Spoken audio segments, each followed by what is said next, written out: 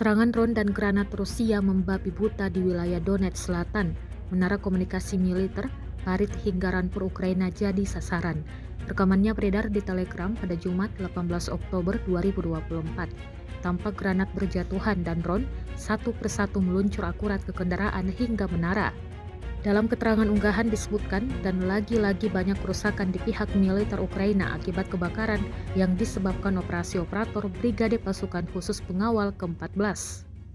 Ini hanya sebagian kecil dari apa yang berhasil dihancurkan oleh para pengintai selama seminggu terakhir di arah Donetsk Selatan, klaim Rusia. Selain rampur, drone juga menargetkan kendaraan beroda, kendaraan tempur lapis baja, personel Ukraina, repeater, dan posisi menembaknya.